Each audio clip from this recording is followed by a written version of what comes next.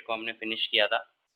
आज हम उस पे जितने भी टॉपिक्स हमने पढ़े थे वो उन सभी को हम आज करेंगे। आई होप मैंने जो चार्ट भेजा था वो चार्ट आप लोगों ने नोट डाउन कर लिया होगा और उसमें देख लिया होगा किस तरीके से प्रोडक्शन और फ्रिक्वेंसी रेंज और वेवलेंथ रेंज आपको गिवन है।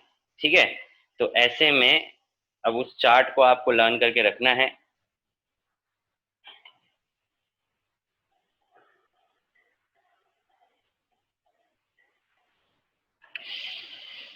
तो क्वेश्चन करते हैं हम लोग एनसीईआरटी के क्वेश्चन नंबर 8.1।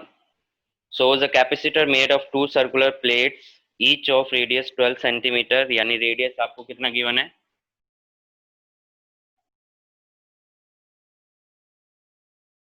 रेडियस गिवन है 12 सेंटीमीटर। ठीक है, तो 12 सेंटीमीटर आपको रेडियस गिवन है एंड सेपरेटेड बाय 5 सेंटीमीटर, यानी सेपरेशन दे रखा है d is equal to 5 centimetre. The capacitor is being charged by an external source not shown in the figure. The charging current is constant and equal to 0. यानी कि जो charging current है वो कितना है? 0.15 ampere.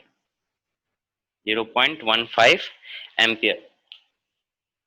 Calculate the capacitance and the rate of charge of potential difference between the plates. तो capacitance calculate करना है। तो पहला पार्ट कैपेसिटेंस का फॉर्मूला कौन बताएगा जल्दी से? कैपेसिटेंस का formula Q by V। Q by V. Parallel plate के बीच की अगर बोले, पोटेंशियल का कोई रिलेशन नहीं है। Parallel plate capacitance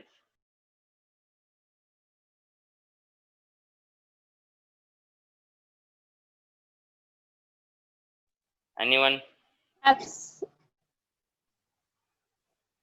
So epsilon naught. हाँ epsilon naught. So epsilon naught into area divided by d. हाँ epsilon not A by B.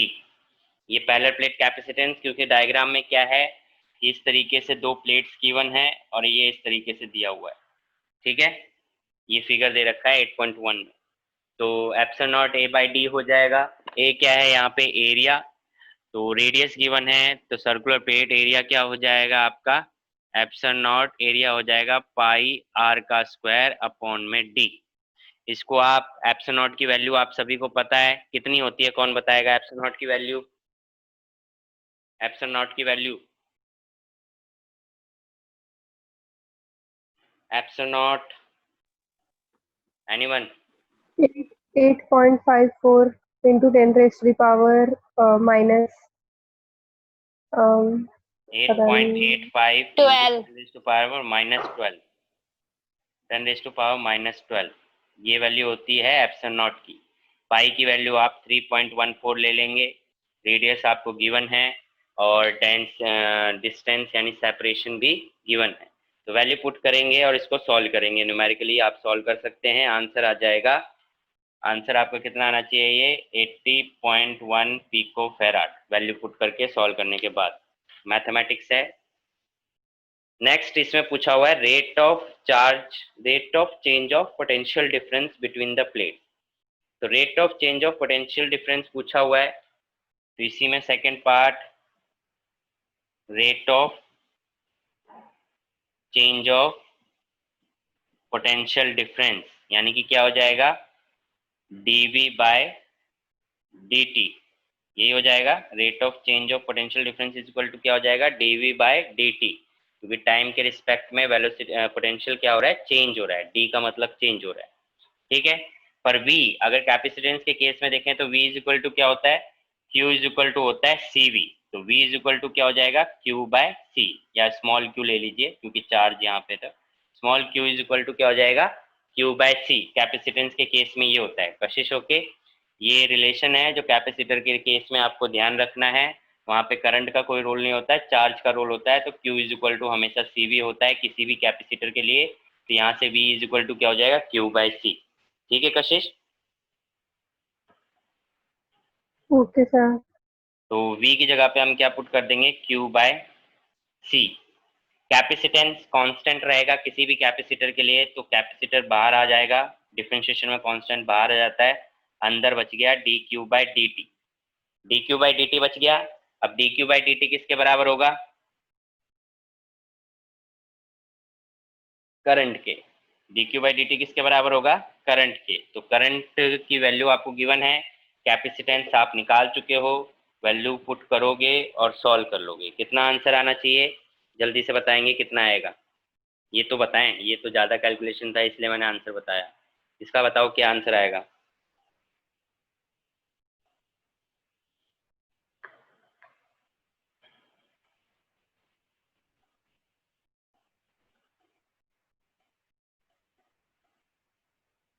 Pico की वैल्यू क्या होती है?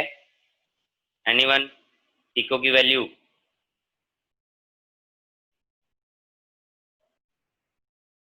पिको की वैल्यू?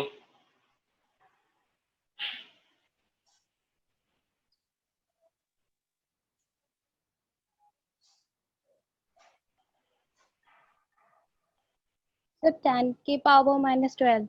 -12, 10⁻⁻12। ओके। 1/535 into 10⁻⁻12। हाँ, तो इसको सॉल्व करना पड़ेगा ना।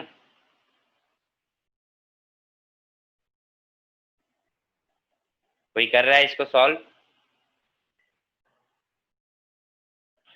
निशु समझ में आ रहा है?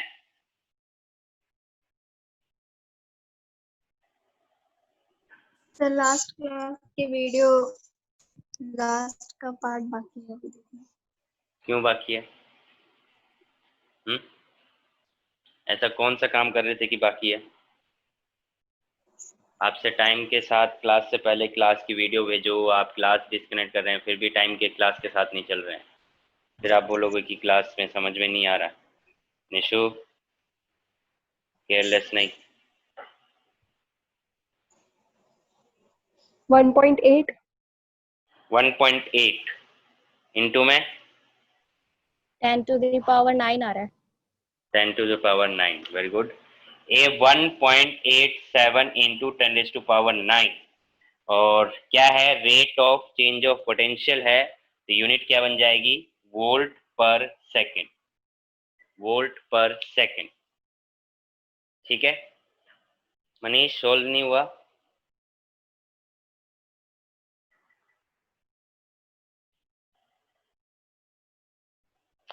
सेकेंड पार्ट में क्या निकालने के लिए बोला है? ये फर्स्ट पार्ट था, आई गेस सभी को क्लियर है। किसी को क्लियर नहीं है तो जल्दी बोले। एनीवन? जिसको क्लियर होता जाएगा, हर पॉइंट पे मैं पूछूंगा, जिसको क्लियर होता जाएगा वो चैट पे डन क्लियर करके चलेगा। ये नहीं कि बिल्कुल शांत होके बैठे रहो, अपने पता नहीं कहाँ दिमाग लगा रखे हैं, गायब भी रहते हैं।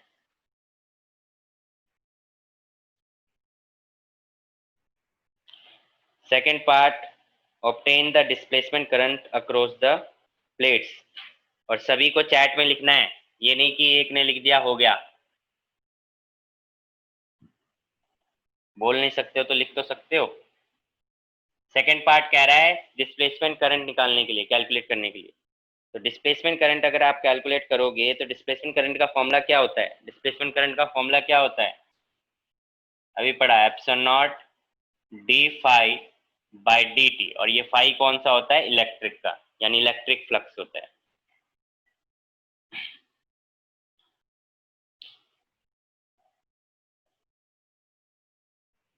बाकियों के पास आवाज नहीं पहुंच रही क्या? समीर और आशीष के अलावा किसी के पास आवाज नहीं पहुंच रही मेरी?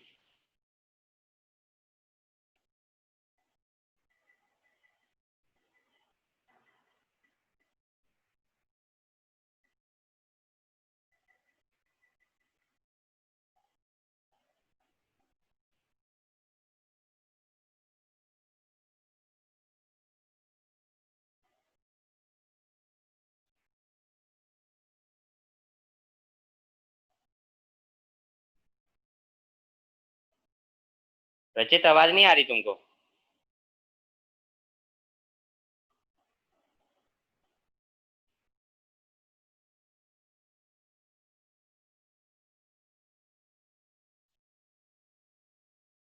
तो रिप्लाई करने के लिए बोल रहा हूँ तो रिप्लाई क्यों नहीं कर रहे हो आप लोग? एकदम ही ढीठ होते जा रहे हो। 5 फ्लक्स इज इक्वल टू क्या होता है? E डॉट ए, यानी इलेक्ट्रिक फील्ड इनटू में area, electric field intensity into में एरिया पुट करेंगे तो I D is equal to epsilon naught D five by D T. Five की जगह पे क्या आ जाएगा? ई इंटू में ए, ए इंटू में ए। अब ई इंटू में ए होगा तो ए तो area of the plate, capacitor का जो एरिया है वो तो कांस्टेंट रहेगा।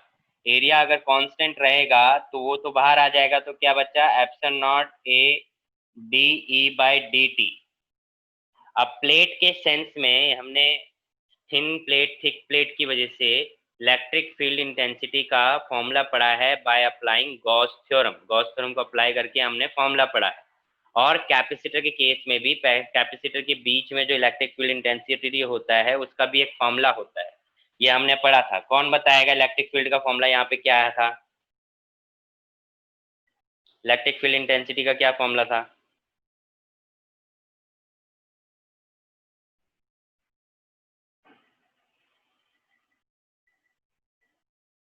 एनीवन? कोई नहीं पढ़ रहा है, कोई नहीं पढ़ रहा है, बिल्कुल भी नहीं पढ़ रहा है। Sir DV by D are.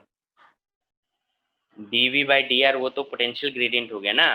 Plate sheet thick sheet thin sheet की वजह से, यूनिफॉर्मली चार्ज थिक शीट और थिन शीट की वजह से इलेक्ट्रिक फील्ड इंटेंसिटी का फॉर्मूला हमने निकाला था गॉस थ्योरम को अप्लाई करके, उसका फॉर्मूला पूछ रहा हूँ मैं। Q upon epsilon naught A. Q upon में एप्सिलॉन नॉट ए, जिसको हम बोलते थे सिग्मा बाय एप्सिलॉन नॉट। ये किसके लिए होता था? थिक शीट के लिए। किसके लिए होता था ये? थिक शीट के लिए। और थिन शीट के लिए क्या होता था? Sigma bye 2 epsilon not. पतली थिन शीट होगी तो sigma bye 2 epsilon not, thick sheet होगी तो सिग्मा बाय एप्सिलॉन नॉट। और कैपेसिटर के प्लेट्स के बीच में जो इलेक्ट्रिक फील्ड होती थी वो भी क्या होती थी? Sigma bye epsilon not. ये सिग्मा बाय एप्सिलॉन नॉट होगी। और सिग्मा क्या होता है यहाँ पे? Q by A. सिग्मा यहाँ पे क्या होता है? क्यू बाय ए। तो इस E की वैल्यू को आप यहाँ पे पुट करोगे तो displacement current is equal to क्या आएगा? Epsilon not A Q by epsilon not A by D T, जिसमें से एप्सिलॉन नॉट और ए क्या है? कांस्टेंट है, बाहर आ जाएगा। Epsilon not A divide by epsilon not A is into में D Q by D T, तो कैंसिल हो गया। इसका मतलब displacement current is equal to किसके बराबर आ गया? आई के। Displacement current is equal to किसके बराबर आ गया? आई के। और आई की वैल्यू कितनी दी हुई है? 0.15। तो डिस्प्लेसमेंट करंट भी कितना आ गया? 0.15। डिस्प्लेसमेंट करंट का कॉन्सेप्ट बहुत अच्छे से पढ़ा था। डिस्प्लेसमेंट करंट का कॉन्सेप्ट बहुत अच्छे से पढ़ा था।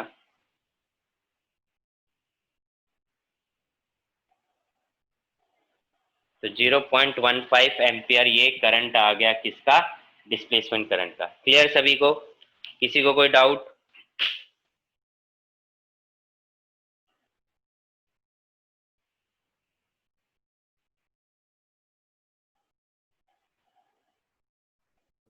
सर यानी कैपेसिटर के ये पूरा ये कंडक्टर करंट ये डिस्प्लेसमेंट करंट में कन्वर्ट होता है।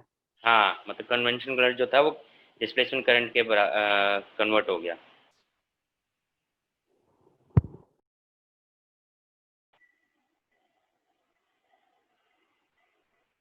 आपने देखा किस तरीके से कन्वर्ट हुआ? हमने देखो डेरिवेशन ही कर ली एक तरीके की। आपको अगर मान लो एग्जाम में आ गया कि प्रूव करो कि जो डिस्प्लेसमेंट करंट है वो कन्वेंशनल करंट के बराबर इक्वल होता है, तो आपको यही करना है।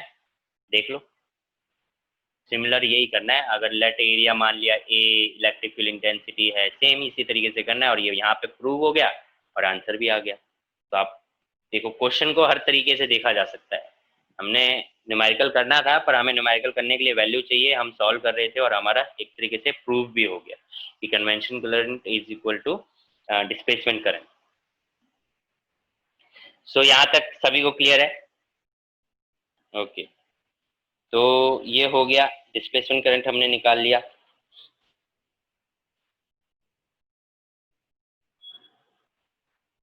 नेक्स्ट पार्ट में पूछ रहा है is Kirchhoff's rule, first rule जिसे हम जंक्शन रूल कहते थे, valid at each plate of the capacitor. Yes, Kirchhoff rule का फर्स्ट लॉ जो होता है वो वैलिड होता है हर प्लेट के लिए।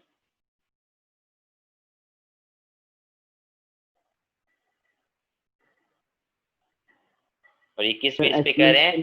हाँ, इस बेस पे कह रहे हैं क्योंकि जो करंट है वो सम के बराबर है, कोई अलग वैल्यू नहीं आ रही है। जंक्शन रूल में क्या होता है कि जो टोटल वैल्यू होता है वो इंडिविजुअल वैल्यू के सम के बराबर होता है। तो अगर आप प्लेट पे देखो तो इसकी वजह से यहाँ पे जो करंट बना वही करंट यहाँ पे बना, तो वैल्यू तो सेम है, कोई वैल्यू चेंज तो हो नहीं रही है, इसलिए जंक्शन रूल यहाँ पे वैलिड है।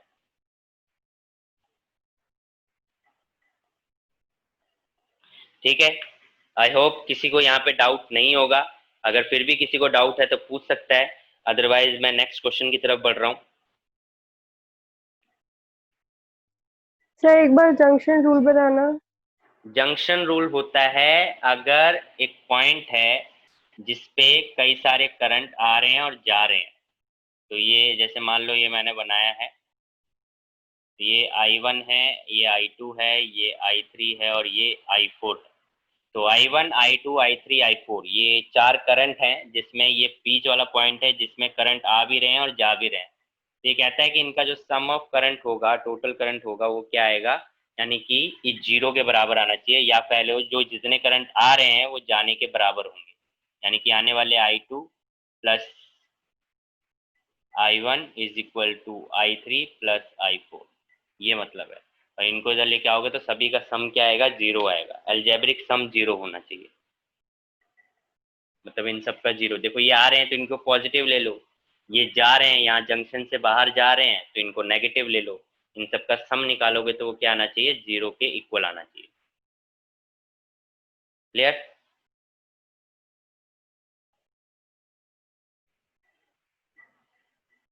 कशिश आवाज नहीं आ रही आपकी। तो इसमें फंक्शन जंक्शन रूल फॉलो हो रहा है ना? हाँ हो रहा है, वैलिड है,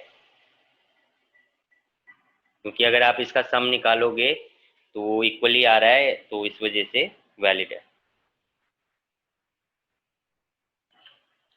ठीक है, तो नेक्स्ट क्वेश्चन, और किसी को कोई डाउट? नहीं, तो नेक्स्ट क्वेश्चन है, अब पैरेलल प्लेट कैपेसिटर, इसमें नोट करना है तो कर लो, मैं रब कर दूंगा इसे अभी। A parallel plate capacitor made of circular plates each of radius R is equal to 6 centimetre. Again radius कितना दे दिया, 6 सेंटीमीटर गिवन है, और has a capacitance C is equal to 100 picofarad. Capacitance given है कितना, C is equal to 100 picofarad, 8.2। The capacitor is connected to a 230 volt AC supply। 230 volt AC supply है, तो AC supply मतलब कि आपको क्या गिवन है, V गिवन है कि VRMS गिवन है? VRMS। VRMS। जब भी AC सप्लाई दे दे तो इसका मतलब क्या गिवन है आपको, root mean square value given है 230 volt. 230 volt AC supply with the angular frequency of 300। Angular frequency दे रखी है, एंगुलर फ्रीक्वेंसी क्या होती है, ओमेगा। ओमेगा कितना गिवन है आपको, 300 रेडियन, 300 रेडियन पर सेकेंड। मैं इसको रब कर दे रहा हूँ।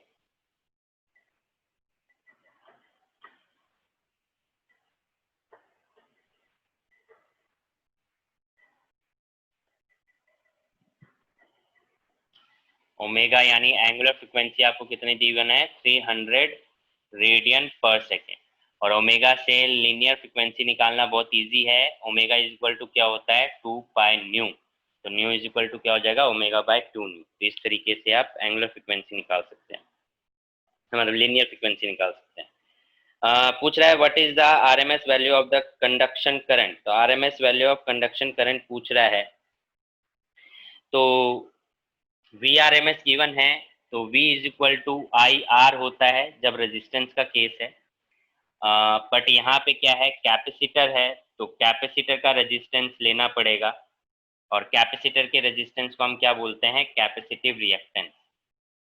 क्या बोलते हैं, कैपेसिटिव रिएक्टेंस। आप देख रहे हो कि जितने चैप्टर हमने पीछे के पढ़े हैं उन चैप्टर्स का यूज हो रहा है। तो जो बच्चे नए आए हैं वो जल्दी जल्दी अपने चैप्टर्स को कंप्लीट करें, ठीक है। और जो पीछे चल रहे हैं नए पुराने होने के बावजूद, तो उनसे यही रिक्वेस्ट है हाथ जोड़ के कि कर लो जल्दी से, ठीक है, क्योंकि आप हो चुके हो ढीठ। एक्स इज इक्वल टू क्या हो गया है, क्या होता है एक्स इज इक्वल टू, कौन बताएगा? 1 by omega into c.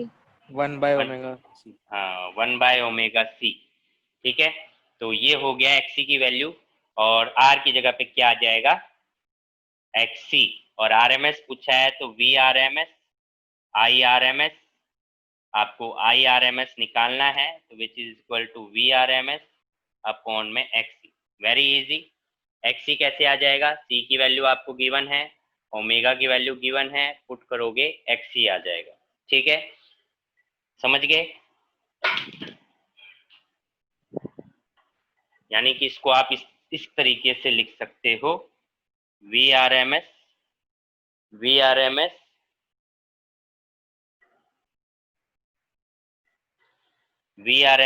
Into में क्या आ जाएगा आपका omega C, V R M S into में ओमेगा सी। तो वी आर एम एस कितना है आपका 230 इंटू ओमेगा 300 इंटू सी कितना है 100। तो कितना हो गया, सॉल्व हो गया। तो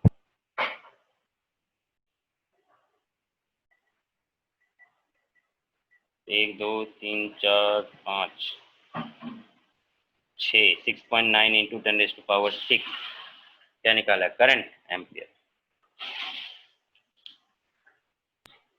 सर ये ओमेगा सी ऊपर कैसे आया? एक्सी की जगह पे 1 बाय ओमेगा सी पुट करोगे तो ऊपर चला जाएगा ना, 1 और बाय आई इंटू में आर था ना, सर V ये उल्टा कर दिया क्या?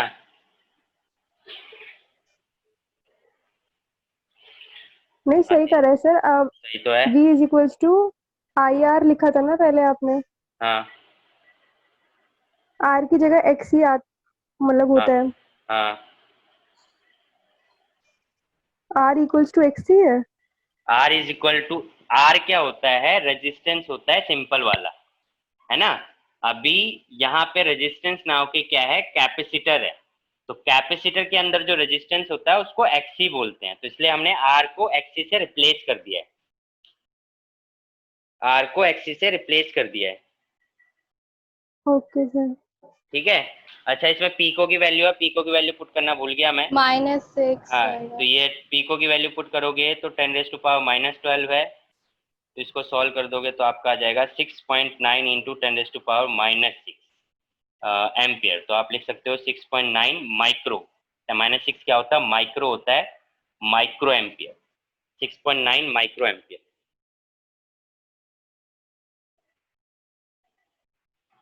क्लियर सभी को? तो ये आपने निकाल लिया RMS value of conduction current. Second part पूछ रहा है, is the conduction current equal to the displacement current. तो ये तो अभी हमने प्रूव किया था कि कंडक्शन करंट और कन्वेंशनल करंट जो होता है, डिस्प्लेसमेंट करंट होता है, वो उससे इक्वल होता है। तो यस इक्वल होता है, ठीक है। Determine the amplitude of B at 0.3 centimetre from the axis between the plates. तो बी की वैल्यू निकालनी है, यानी कि मैग्नेटिक फील्ड, और प्लेट से कितनी दूर निकालनी है, 3 centimetre from the axis between the plates, यानी प्लेट्स के ऊपर निकालना है। यानी कि मान लीजिए ये एक्सिस है इसका, इसके इस पॉइंट पे, यानी कि ये 3 सेंटीमीटर होगा, तो इस पॉइंट पे आपको मैग्नेटिक फील्ड निकालना है। तो magnetic field is equal to क्या होगा आपका, म्यू नॉट आई अपॉन में 2 पाई इंटू में आर अपॉन में आर स्क्वायर, यानी एम्पियर सर्किटल लॉ के हिसाब से जो मॉडिफाई किया है magnetic field, ampere circuital law के हिसाब से बता रहा हूं मैं, ये ध्यान रखना। इसको रब कर दूं, इधर लिख देता हूँ। एम्पियर सर्किटल लॉ को मॉडिफाई करके क्या लिखा गया था, B dot D L is equal to mu not I plus I D, ये एम्पियर सर्किटल लॉ था। तो यहाँ से मैग्नेटिक फील्ड निकालना है, क्योंकि आर 3 सेंटीमीटर अबोव है एक्सिस बिटवीन, तो ऐसे में, और कैपेसिटर के बीच की बात हो रही है, ध्यान रखो, तो कैपेसिटर के बीच में यानी प्लेट्स के बीच की बात हो रही है, तो यहाँ पे आई की वैल्यू तो 0 हो जाएगी, तो सिर्फ आई डी बचेगा। तो बी की जो वैल्यू मिलेगी, यहाँ से जो बी की वैल्यू मिलेगी वो मिलेगी mu naught I plus I D upon में 2 पाई इंटू में आर अपॉन में आर, ये मिलेगा। ठीक है, अब ये आर अपॉन में आर किस बेस पे बोला है, क्योंकि ये जो डीएल है वो सरकमफ्रेंस बनाएगा और उस सरकमफ्रेंस में आपको 3 सेंटीमीटर का पूछा है, तो इस बेस पे आर का निकाला है हमने। ठीक है, डिस्टेंस है ना, इनटू में डिस्टेंस, ये आर स्क्वायर हो जाएगा 2 pi R square, R by R. ठीक है, तो ये मैग्नेटिक फील्ड का फॉर्मूला हो जाएगा। और आपसे पूछा है तो म्यू नॉट की वैल्यू क्या, म्यू नॉट बाय 4 पाई की वैल्यू आपको पता है 10⁻⁷, तो ऊपर 2 इंटू कर देंगे, तो इसमें थोड़े से चेंजेस करने पड़ेंगे। म्यू नॉट की वैल्यू आप पुट कर दो 4 पाई इंटू 10⁻⁷, इसको मैं हटा रहा हूँ। सर ये समझ नहीं आया मेरे को। ये डीएल की वैल्यू है, इसको इंटीग्रेशन करोगे तो डीएल यानी ये सरकमफ्रेंस बनता है ना। अब जैसे जितना इसकी रेडियस गिवन है 6 सेंटीमीटर, तो इसके हिसाब से अगर एम्पियर सर्किट लॉ लगाओगे तो वो कुछ इस तरीके से बनेगा, इसके बीच में सर्कल। तो इसका सरकमफ्रेंस कितना आएगा, वो आएगा बी 2 पाई आर। ठीक है, 2 पाई आर, तो ये 2 पाई आर के लिए हो गया, is equal to mu not I plus I D. ये समझ में आया? Yes sir. हाँ, तो यहाँ से जो बी आया वो क्या आया, mu naught I plus I D upon में 2 पाई आर। अब ये निकाला मैग्नेटिक फील्ड अकॉर्डिंग टू इस 6 सेंटीमीटर के हिसाब से। ठीक है, मैग्नेटिक फील्ड जो निकला है, एम्पियर सर्किट लॉ क्या होता था कि ये पॉइंट है, इसमें से करंट आई जा रहा है, तो इस पॉइंट पे कितना मैग्नेटिक फील्ड होगा उसके हिसाब से था। तो ये रेडियस इसका गिवन है आर। ठीक है, बट हमें निकालना किसके लिए है, 3 सेंटीमीटर के लिए। हमें निकालना किसके लिए, 3 सेंटीमीटर के लिए। आर के लिए अगर इतना होगा तो 3 सेंटीमीटर के लिए कितना होगा, तो इसलिए वो आर से मल्टीप्लाई डिवाइड बाय आर का स्क्वायर हो गया।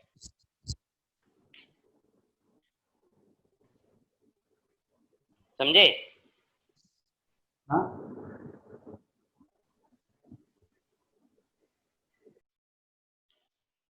समझ में आया समीर?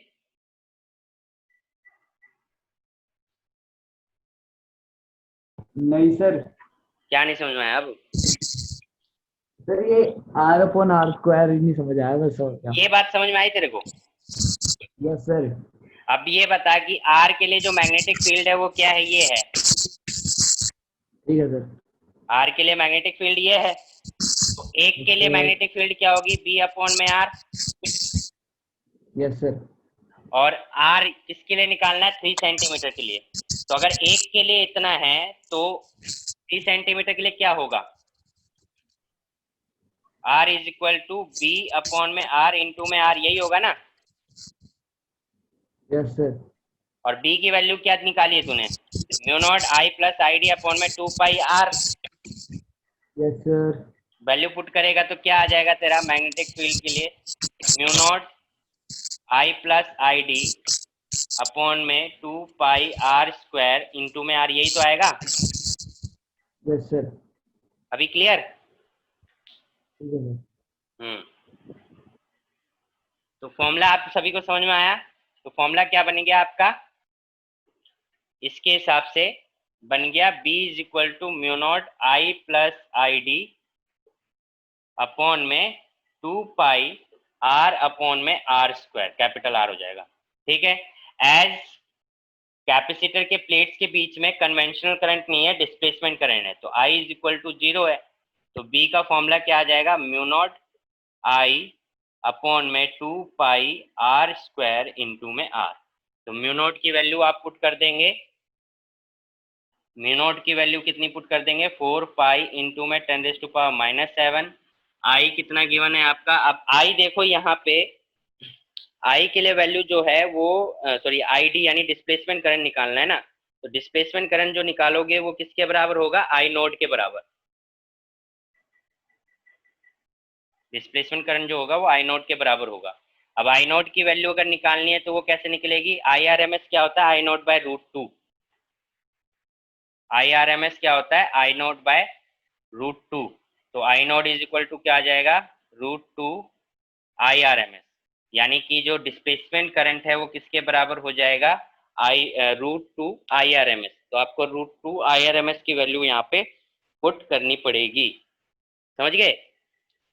यानी कि यहाँ पे आ जाएगा फॉर्मूला आपका म्यू नॉट आर अपॉन में टू, ये डिस्प्लेसमेंट करंट आ जाएगा 2 पाई r², और आई डी की जगह पे आ गया root two I R M S. ये बात किसको नहीं समझ में आई है पूछ सकता है।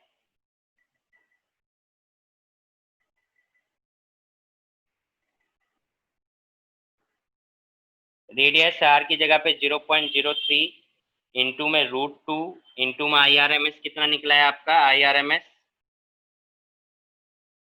We R M S given है, आई आर एम एस कितना निकला था, 6.9 6.9 into 10 to the 9 power into 10 to power minus -6 upon में 2 पाई इंटू में आर का स्क्वायर यानी कि 6 सेंटीमीटर का स्क्वायर 0.06 का स्क्वायर। तो ये वैल्यू पुट करके आप सॉल्व कर सकते हैं और आपका आंसर आना चाहिए 1.63 इंटू 10 to power -11 टेस्ला। ठीक है, 1.63 इंटू 10 to power -11 टेस्ला। तो सभी को क्लियर है, किसी को कोई डाउट?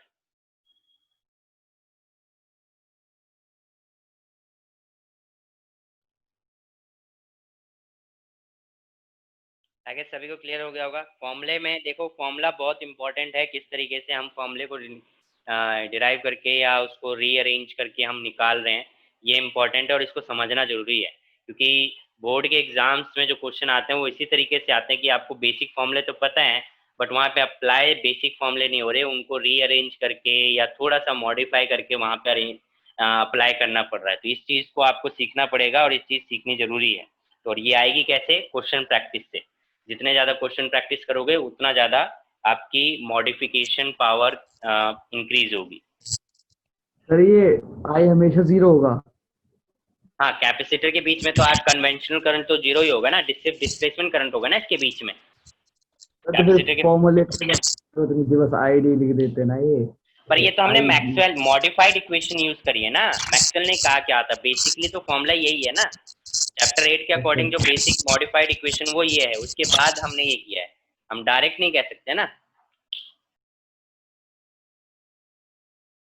लेकिन इस चैप्टर में यूज करेंगे तो हर बार कैपेसिटर ही होगा। हाँ, तो अगर बीच में करंट का देखो, जितने चैप्टर हमने पीछे पढ़े हैं उसमें कैपेसिटर के बीच में कुछ निकालने के लिए नहीं बोला है। यहाँ पे बीच में कैपेसिटर के प्लेट्स के बीच में निकालने के लिए बोल रहा है। तो आप सिंपल बात समझो, प्लेट्स के बीच में निकालने वाले जितने भी कॉन्सेप्ट है वो चैप्टर 8 से रिलेटेड है। तो आपको मैक्सवेल मॉडिफाइड इक्वेशन तो दिखानी पड़ेगी, ये इसी से समझ जाना है आप लोगों को। Okay sir. ठीक है, चलिए ये तो हो गया। ये क्वेश्चन खत्म। बी की वैल्यू भी हमने निकाल ली। नेक्स्ट देखिए question, what physical quantity is the same for X rays of wavelength 10 to power -10 metre.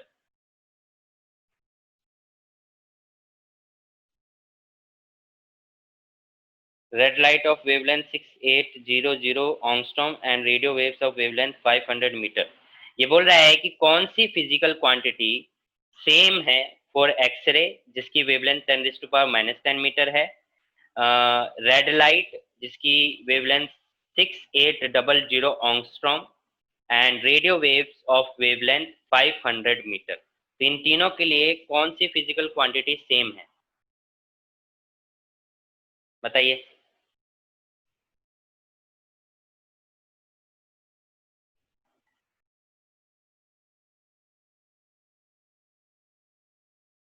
Anyone? तीनों में क्या सेम है?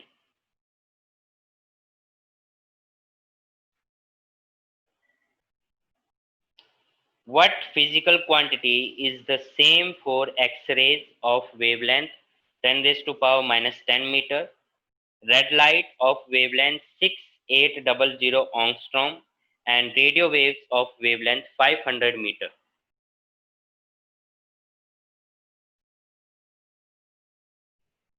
बहुत सिंपल आंसर है, मैं बोलूंगा ना तो आप कहोगे अरे सर क्या बोल रहे हो, ये तो पता ही था। इलेक्ट्रोमैग्नेटिक वेव है। क्या कह रहा है?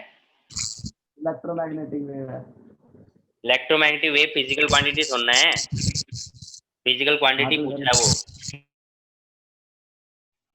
What physical quantity?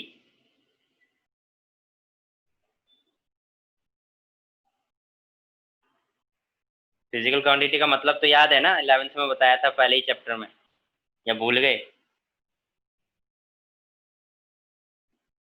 जिसको मेजर किया जाए। इलेक्ट्रोमैग्नेटिक वेव को कैसे मेजर करोगे? किसी के पास नहीं answer?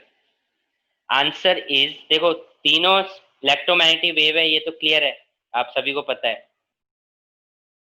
X-rays, red light and radio waves all are electromagnetic wave, and electromagnetic wave travels with speed of light, so the physical quantity is speed of light। तीनों में स्पीड ऑफ लाइट सेम है।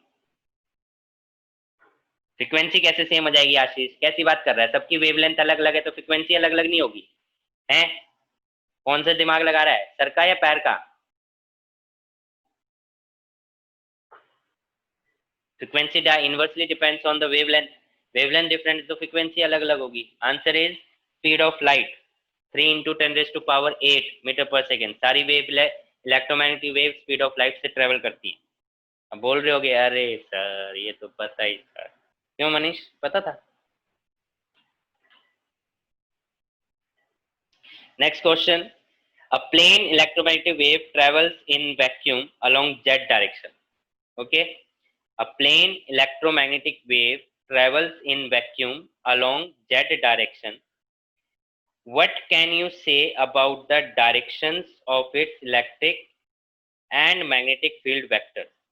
what can you say about the directions of its electric and magnetic field vectors if the frequency of wave is 30 megahertz? frequency आपको given है 30 megahertz।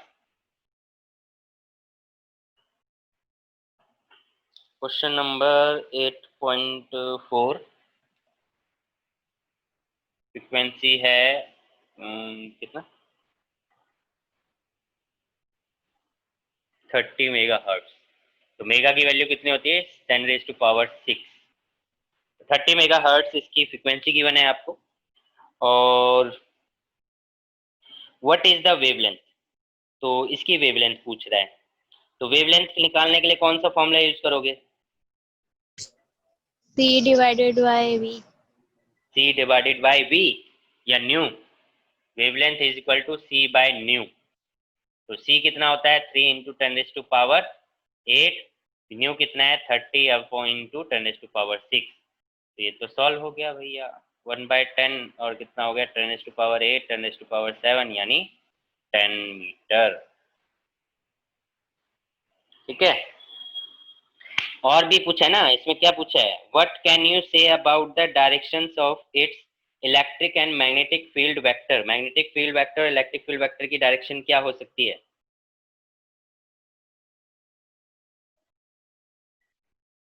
Z में ही होगी।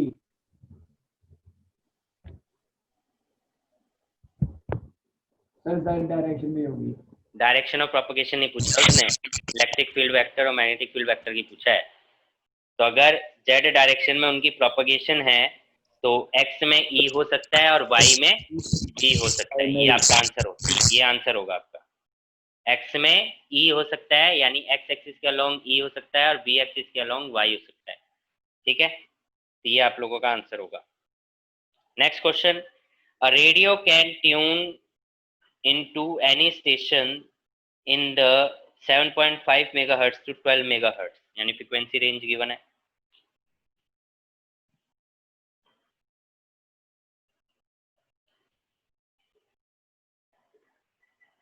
Frequency range कितनी given है? अच्छा, इससे पहले संडे को आप लोगों को पता है 7th चैप्टर का टेस्ट है, 7th चैप्टर प्रिपेयर कर रहे होगे अपने आप, आपको पता है एक चैप्टर हर संडे को इंक्रीज हो रहा है। और मे भी बीच में मैं कोई ऐसी क्लास लूंगा जिसमें आपका ओरल टेस्ट होगा, तो मैं बता दूंगा कौन से चैप्टर का होगा, तो आप लोग वैसे भी प्रिपेयर कर लें, क्योंकि टेस्ट में तो मेरे को इतना भरोसा है नहीं आप लोगों पे, बट मैं ओरल टेस्ट लूंगा आप लोगों के।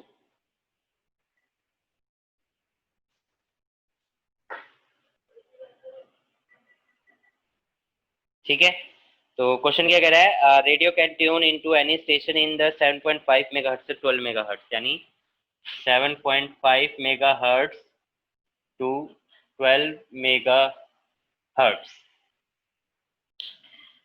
तो ये हो गया फ्रीक्वेंसी रेंज।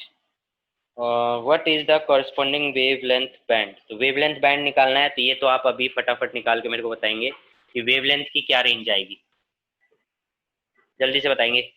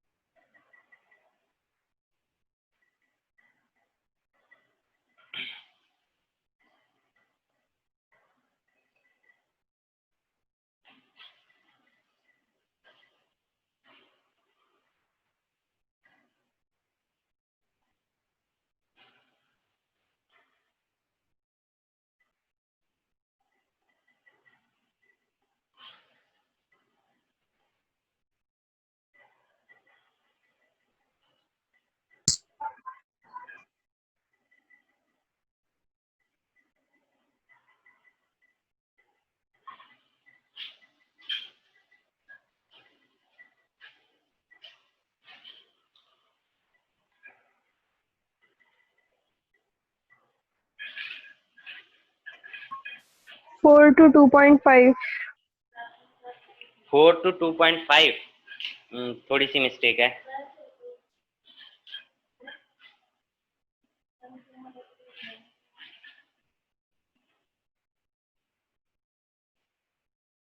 फोर्टी टू 2.5 आशीष, बड़े से छोटा कि 25 मीटर टू 40 मीटर, ये आंसर आना चाहिए।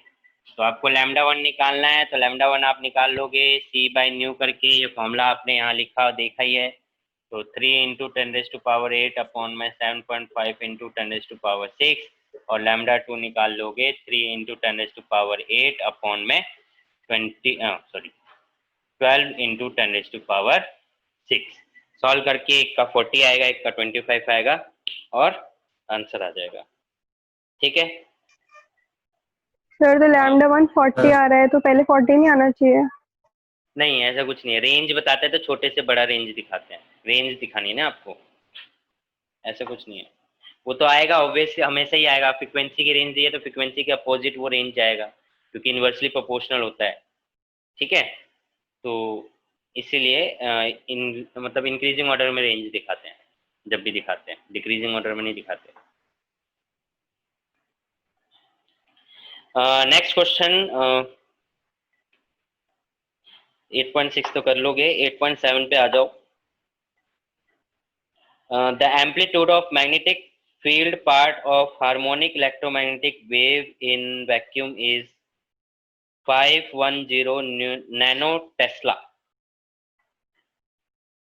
8.7 यानी कि बी नॉट दे रखा है 510 नैनो टेस्ला, बी नॉट की वैल्यू। तो what is the amplitude of the electric field part of the wave, electric field निकालना है, यानी कि ई नॉट निकालना है। निकाल के जल्दी से बताएंगे, डायरेक्ट फॉर्मूला बेस्ड क्वेश्चन है।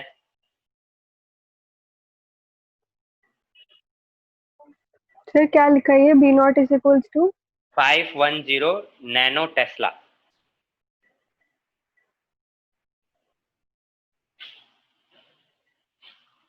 Nano tesla. नैनो की वैल्यू कितनी होती है? सर -9 होती है। -9। एक दो बच्चों सर के मेरा यहाँ, आंसर हाँ बोलो बोलो बोलो। मेरा आ रहा है 1530 into 10 to the power -1. 1.53 153 good. Point ही था सर मेरा। 153 आएगा आंसर। एक दो बच्चों का ही आंसर आ रहा है, बाकी क्या कर रहे हैं? क्लास के सामने बैठ के मक्खी तो नहीं मारते रहते तुम लोग हैं?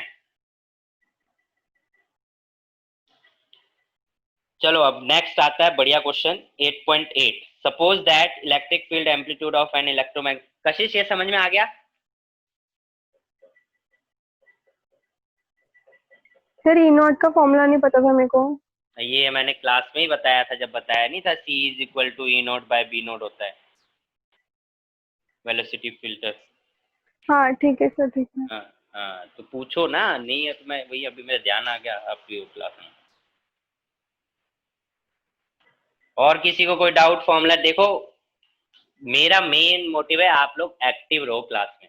ये जो शांत रह के बैठे रहते हो ना, बेशक पूछो, नहीं आता है तो भी पूछो, गलत आता है तो बोलो, नहीं आता है तो बोलो, पर बोलो। दिखना चाहिए कि आप लोग क्लास में एक्टिव है। मेरे को ऐसा लगता है आप लोग क्लास ऑन करके बैठ जाते हैं और इधर उधर ध्यान दे रहे होते हैं, मुझे ऐसा लगता है। तो ये चीज़ मेरे को नहीं लगनी चाहिए।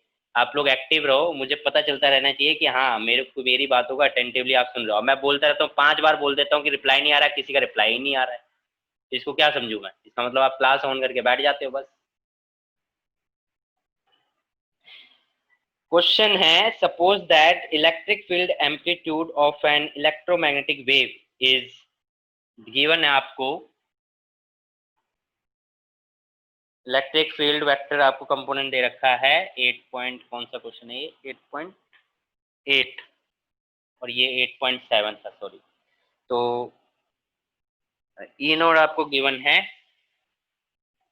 120 न्यूटन पर कूलम, ठीक है, and that it's frequency given है 50 हर्ट्ज। नाउ आपको कैलकुलेट करना है और फटाफट आंसर देंगे। कैलकुलेट आपको करना है B naught, omega, propagation constant and lambda. ये सारे फॉर्मूले चैप्टर में मैंने लिखवाए थे, जल्दी से इसको सॉल्व करके बताएंगे।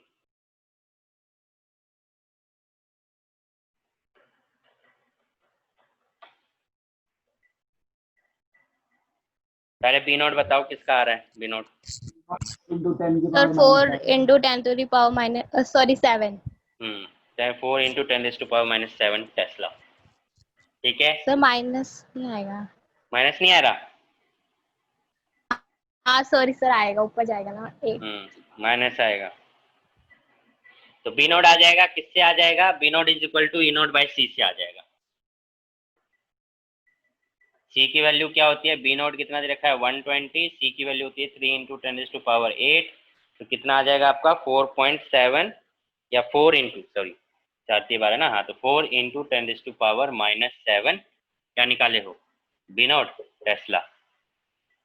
ओमेगा बताइए। 314 314 into 10 इंटू 10⁻6 6 की 8। सर 6 ही रहेगा ना?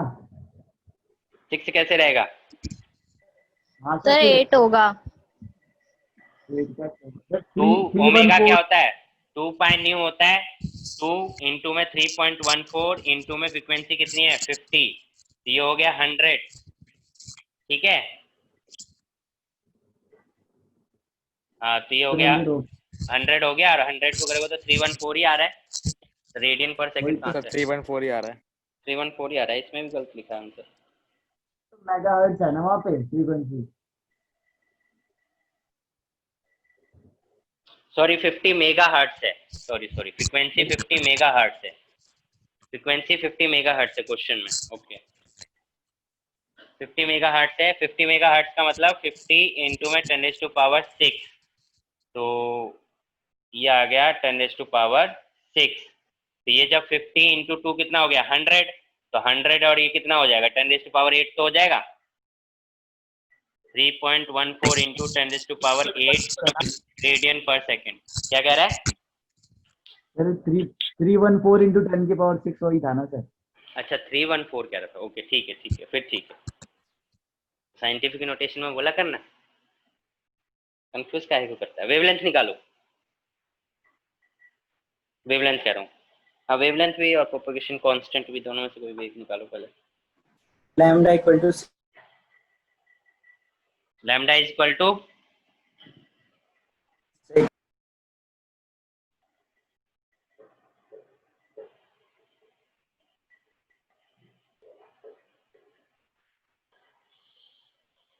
कितना आ रहा है? 6 मीटर।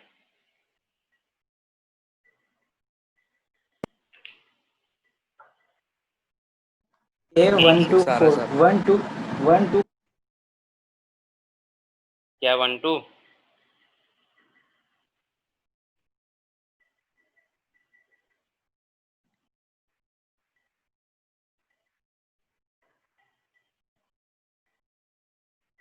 तो 16.6 into 10 की पावर माइनस, अच्छा उल्टा है क्या?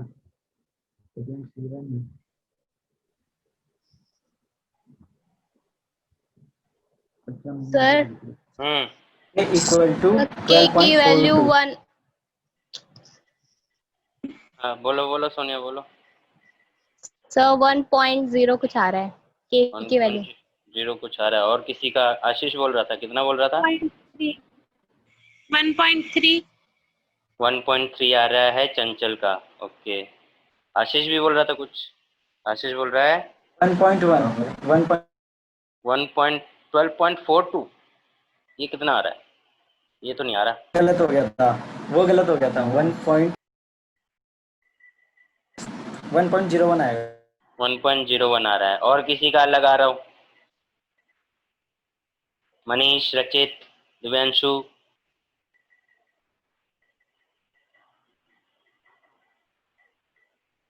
नहीं आ रहा है अलग किसी का? अभी कर रहे हो सॉल्व? कशिश,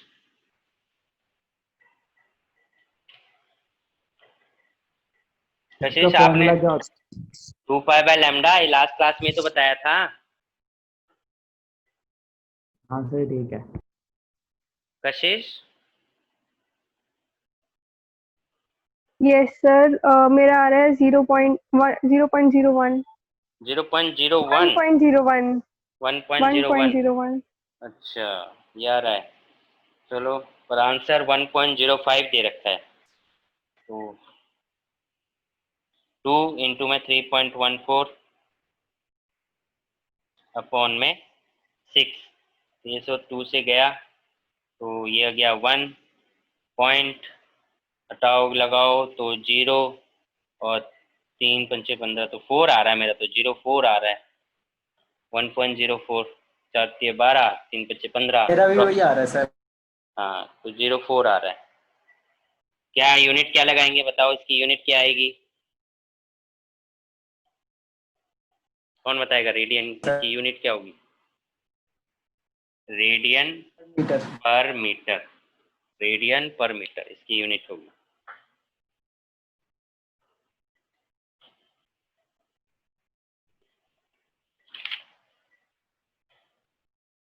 ठीक है, ये सब आपने निकाल चुके हो। और इसके बाद आता है सेकंड पार्ट इसका है, find expression for E and B. Expression निकाल के दिखाना है ई और बी के लिए। तो अगर आपको ध्यान हो, हमने लास्ट क्लास में ई और बी के लिए एक्सप्रेशन लिखा था। कौन बताएगा एक्सप्रेशन क्या लिखा था हमने? E not sine omega T minus K X. Omega T minus K X या K X minus omega T?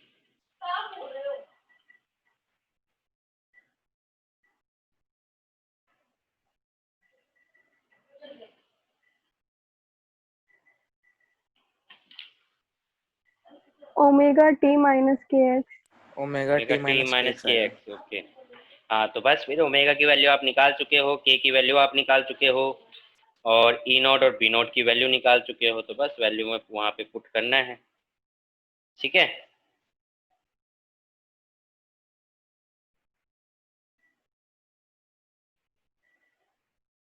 तो ये चीज़ आप पुट करके सॉल्व करके लिख देंगे। बस आपको इक्वेशन वही लिखनी है, बस ओमेगा और के की वैल्यू वहाँ पे लिख देनी है। किसी को कोई डाउट यहाँ पे एक्सप्रेशन लिखने में किसी को दिक्कत आ रही हो?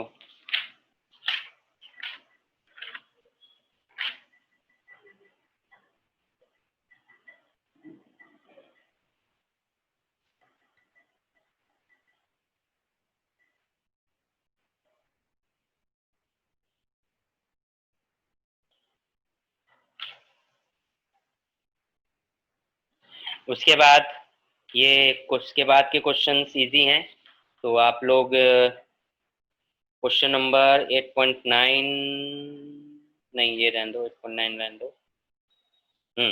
8.10 यानी 8.10 यानी 10th क्वेश्चन, एडिशनल का 11th क्वेश्चन,